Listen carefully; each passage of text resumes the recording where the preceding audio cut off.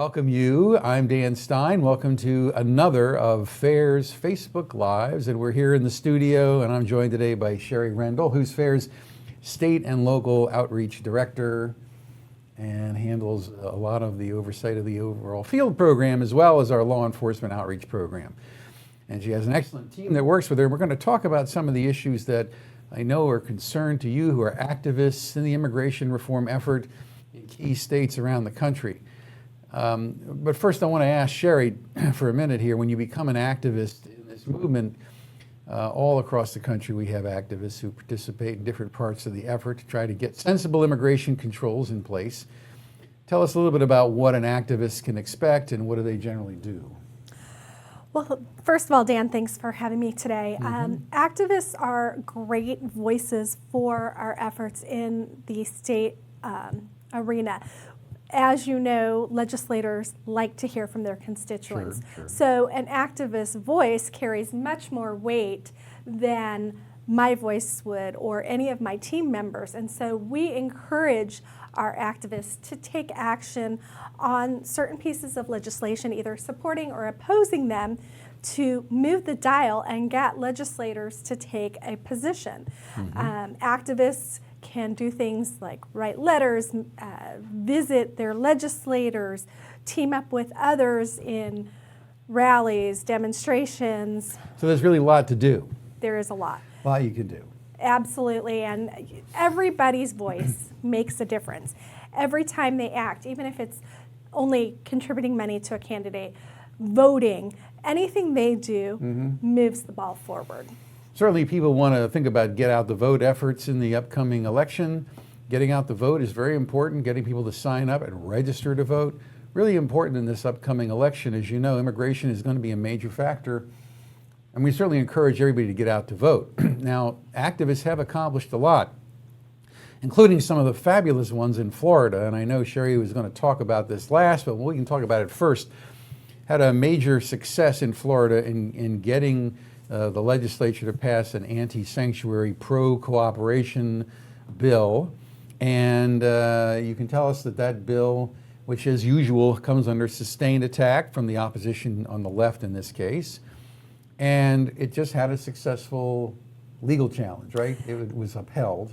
That is correct. So the anti-sanctuary legislation passed, and as it's being signed by Governor Ron DeSantis, it is being challenged. The lawsuit was filed by open border advocates, including SPLC and Florida Immigrant Coalition, and they were challenging the constitutionality of this legislation. And great news, an Obama-appointed judge, Beth Bloom, actually determined on September 30th. That's my trick here. Wait. Sometimes I thought, did you say Obama-appointed judge upheld this? An Obama-appointed judge, using the decision that was in the Fifth Circuit, which was El Cenizo versus Texas, did uphold the majority of the anti-sanctuary legislation. In fact, I believe there's only one part that she said was not valid, and that was the point where state and local were to transport individuals across state lines to federal immigration officials. This is quite remarkable when you think about it. The amazing news here, an Obama judge actually sided with what the Trump administration would support on the immigration issue. Not typical. And tell us again, very thumbnail, what the law now requires. It requires that individuals, to the best of their ability, cooperate with federal immigration officials. And so this is great news. It also encourages honoring the detainers, complying with the detainers. That means that if ICE wants to hold a criminal alien, the state will hold that person until ICE can come and pick them up and put them in removal proceedings, right? That is correct. Deportation in the old parlance. And that's a major breakthrough, and obviously the exact opposite of what many of the Democrat-controlled strongholds around the country are doing, which is to pass these so-called non-cooperation or sanctuary rules, which have helped to create a crime wave in certain parts of the country, right?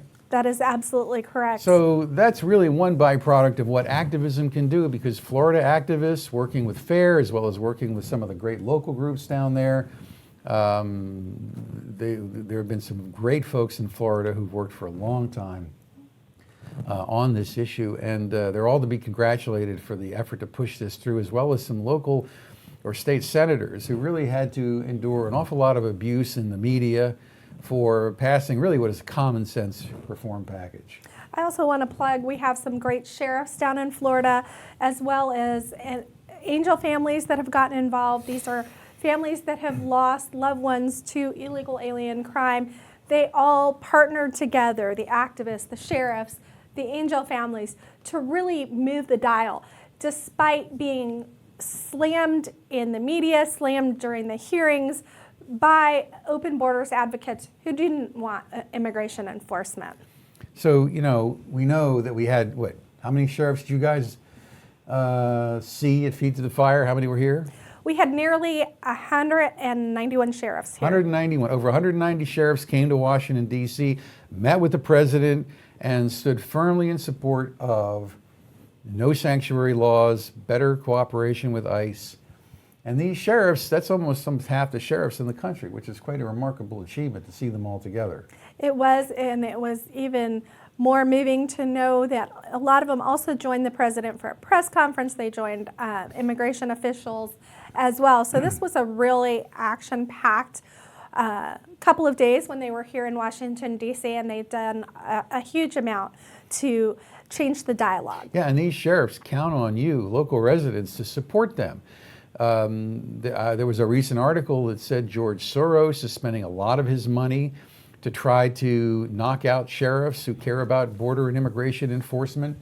And these are elected positions, and so one cannot assume that those people will be there indefinitely unless they enjoy the accolades and positive feedback from activists and people who care about strong border enforcement, right?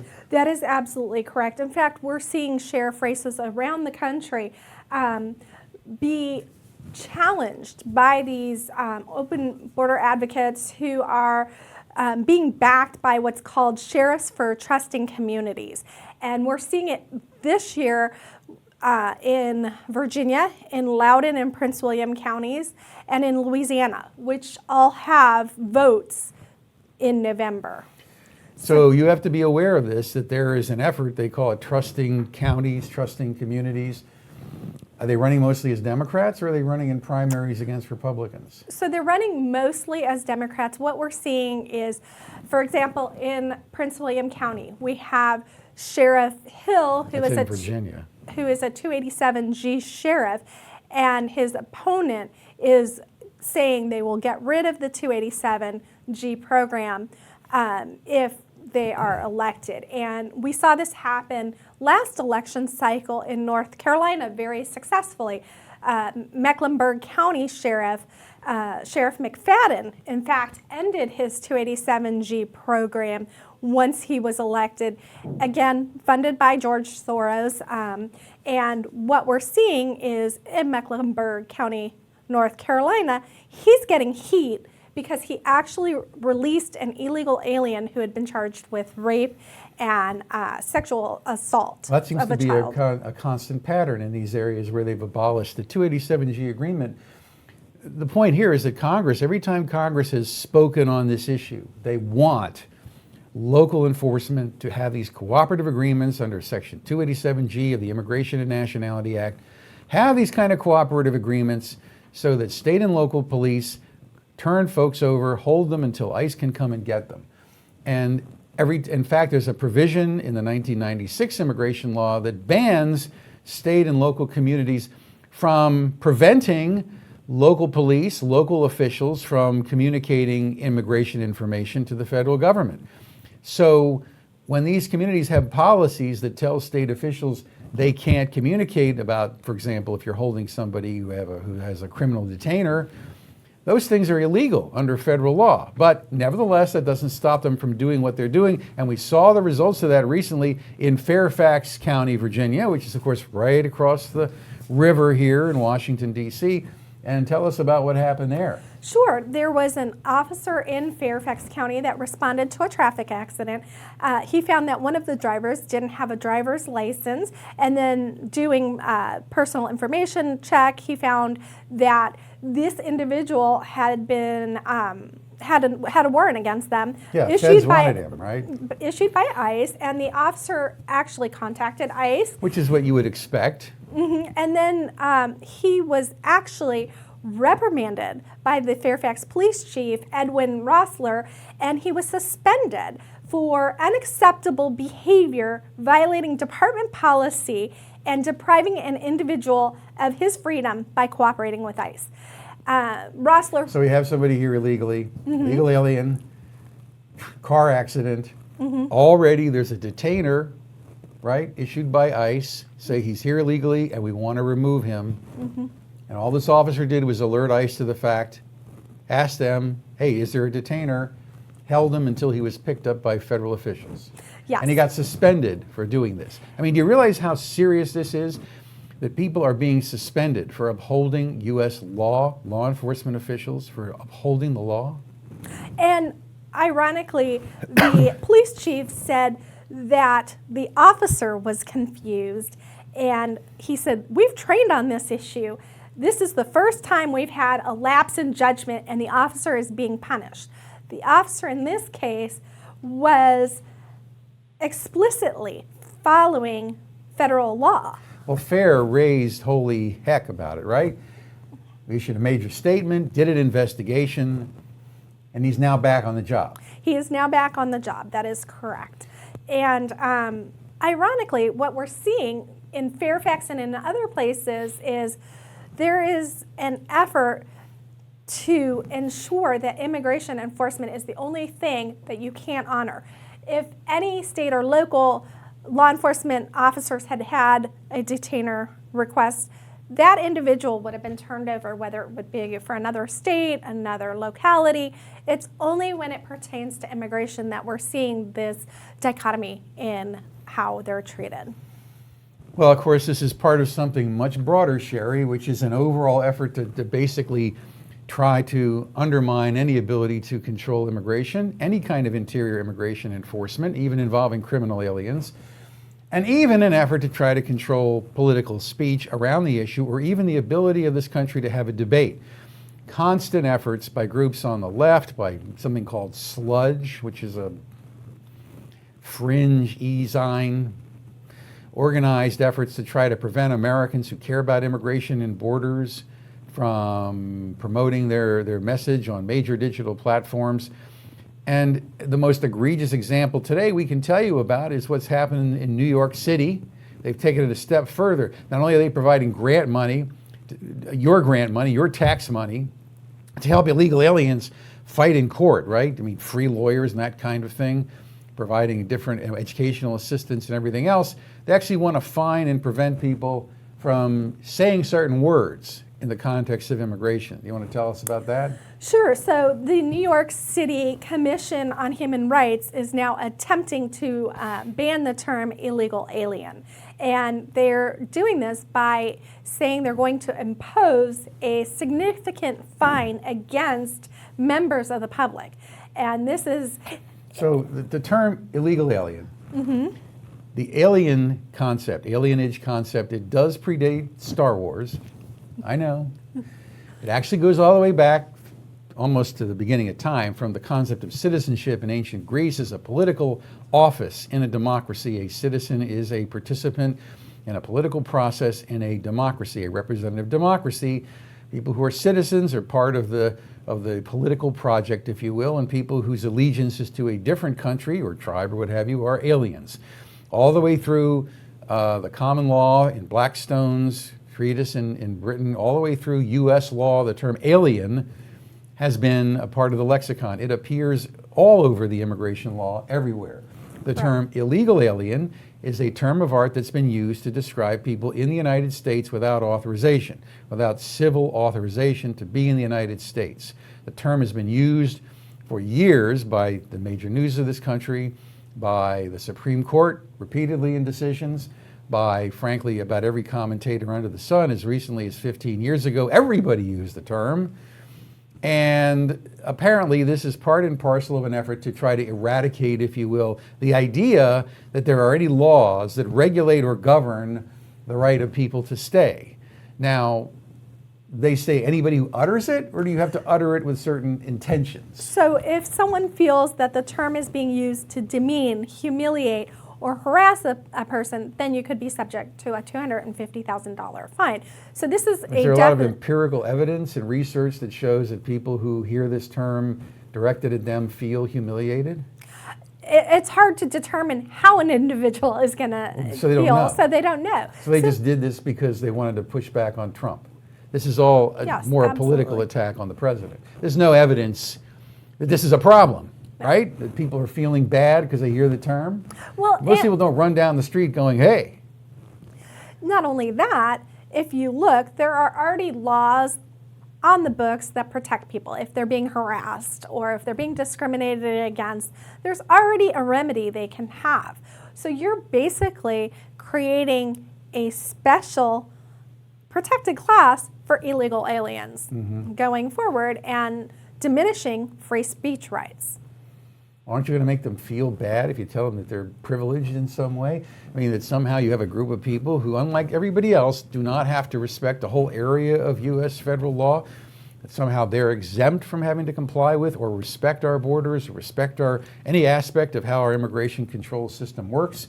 Somehow the New York City Police, New York City Health Human Rights Commission seems much more concerned about dividing up resources to people who don't belong in the country, taking it away from U.S. citizens and people who are legally here, have the right to be here. And this is an ongoing pattern of the kind of skewed priorities we've seen virtually explode since President Trump has been elected, right? The number of sanctuary, so-called sanctuary non-cooperating jurisdictions has doubled since the president was elected, and city after city, state after state, mostly where Democrats control, not always, but almost always, mostly where they control. They have been passing these resolutions, and as a result, we're seeing a spike in crime, recidivism, and other things that normally would associate with criminal aliens who were not removed or not being removed. And so this is going to be, clearly, the president will make this a major issue. And folks need to know that, you can fight back. I mean, this clearly implicates the free speech rights of Americans, as we see constantly this ongoing assault on our First Amendment liberties, mostly by the political left, around the immigration issue, the effort to try to control the ability of people to speak their mind and a free exchange of ideas that is the essence of our democratic system. This happens all the time and every day. And so unless you're part of the solution, you're letting it happen. And that's why we need your assistance, we need your help, we need you to be involved, we need to be engaged. The American people should have great rights and privileges under this society to participate in our democracy, to speak their mind, to express their views. We encourage you to do that, and we certainly encourage you to be an activist. And if you're not on our sign-up sheet, it's a great, great way to hear all the latest information about what's going on the issue. You get a fabulous set of emails every week, the best articles that we produce here at FAIR, tremendous content generated out of the organization on our blogs, op-eds that are published in major newspapers, as well as the fine articles that are produced by Shari's team and even Shari herself, and our government relations folks. So you get a fair take once a week. You get the top 5, which gives you the top 5 blogs. And of course, you get these great action alerts so that you can participate when it matters most around the issues that you care about, because immigration touches on all kinds of things, all parts of the society: education, environment, criminal justice, resources, entitlement spending, healthcare, infrastructure, quality of life, water tables, you name it. Immigration somewhere involved in the whole mix because it's such a dramatic increase in our population. This is FAIR's 40th anniversary, 2019. 2019, so 40 years. In the 40 years FAIR has been founded, the U.S. population has increased by nearly, 100 million people. 100 million people in 40 years. 100% of that population increase is the result of post-1970 immigration and their descendants. Immigration is the major factor determining the quality of life, how crowded it gets, how livable our communities are over time. place where you find out the key information you need to make a difference. Right here, we meet you where you are, and you can get as active as you want depending on how much time you have. Armchair is fine. Come out. We had a great rally out in Frederick, Maryland. Sheriff Chuck Jenkins, who's the great sheriff in Frederick County, who's fought in the state almost by himself to maintain a 287G agreement, had a fabulous rally, and hundreds of people came out to support him last Sunday. And of course, we were there, and we try to be there to help the folks who need the help, and you can be part of that too. So I just want to encourage you, sign up, and I appreciate you listening, and great job, Shari. Thank you. And hope you'll be watching again. And when we come back to you soon, I'm Dan Stein. Thanks so much.